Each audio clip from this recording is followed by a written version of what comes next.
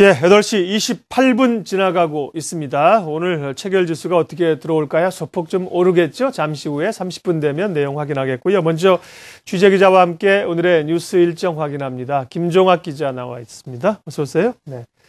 증권사와 애널리스트들이 내년 연말이 되면 기업들의 이익 전망치를 줄곧 내놓고 왔는데 이 이익 전망치가 지나치게 부풀려지는 것으로 확인이 됐습니다.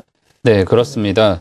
코스피 주요 기업에 대한 증권사의 영업이익 전망치가 실제보다 높은 경향이 있는 것으로 나타났습니다. 지난 2005년 이후 올해 3분기까지 모두 31개 분기 가운데 영업이익 전망이 실제보다 높았던 경우는 71%인 22개 분기에 달했습니다. 증권사들은 지난 2005년 이후 4년간 영업이익을 과대 추정해왔는데요. 실제 증권사들은 지난해 말 올해 3분기 상장사 영업이익이 전년 같은 기간보다 34% 늘어날 것으로 예상했지만 실제로는 26% 증가하는 데 그쳤습니다. 기업별 실제 실적도 증권사 전망과 큰 차이를 보였습니다. 증권사들은 한국전력이 올해 3분기 1조 8천억 원의 영업이익을 낼 것으로 전망했지만 실제로는 841억 원 적자를 기록했고 한진해운도 1,060억 원 영업이익을 예상했지만 3분기 477억 원 적자를 냈습니다.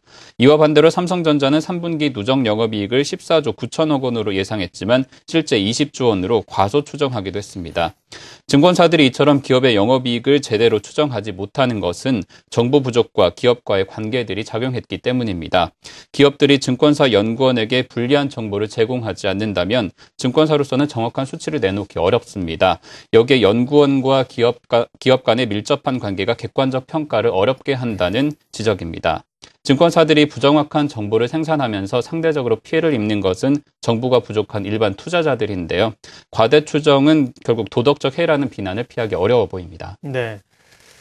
그러게요. 많은 애널리스트들은 열심히 진실하게 분석을 하겠죠. 그렇지만 이 이익 추정하는 것이 상당 부분 과대평가되어 있다는 것은 투자자들이 미리 알고 대응을 하셔야 될 겁니다. 그렇다고 하면 우리가 얘기하고 있는 PER이 대부분 예상 PER이거든요. 예, PER 자체가 맞지 않을 수 있다는 거죠. 이익 추정이 다르니까 그런 걸 감안하셔야 될 것 같아요. 경기 침체 속에서 우리나라가 무역 1조 달러를 달성을 했습니다. 네, 그렇습니다.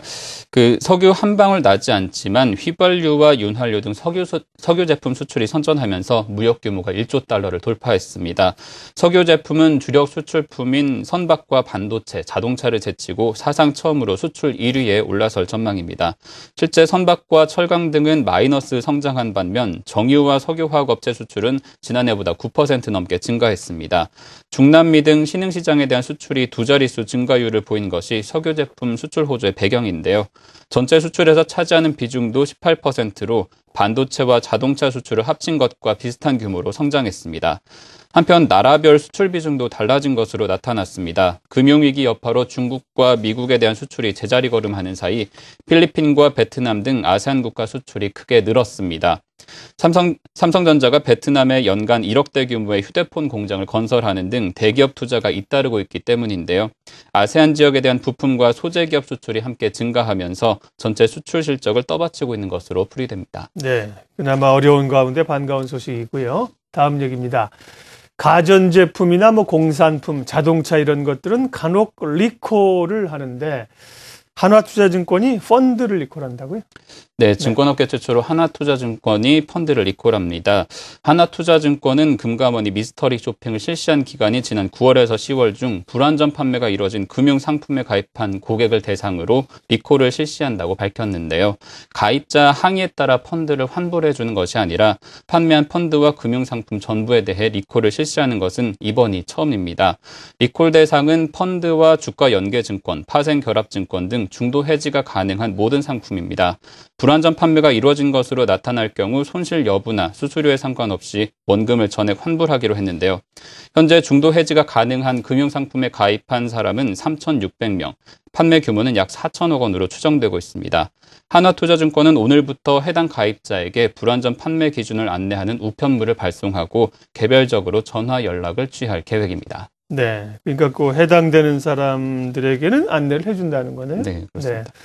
업계에서는 또 하나투자증권에 대해서 난리가 났겠습니다. 예, 이렇게 한쪽에서 이런 얘기를 하게 되면 주변은 긴장하게 되는데요. 좀 생소하긴 하지만 투자자 보호 차원에서 좀 새로운 시도인 것 같습니다. 좀 두고 보겠습니다. 마지막으로 오늘의 주요 경제 일정 봐주세요.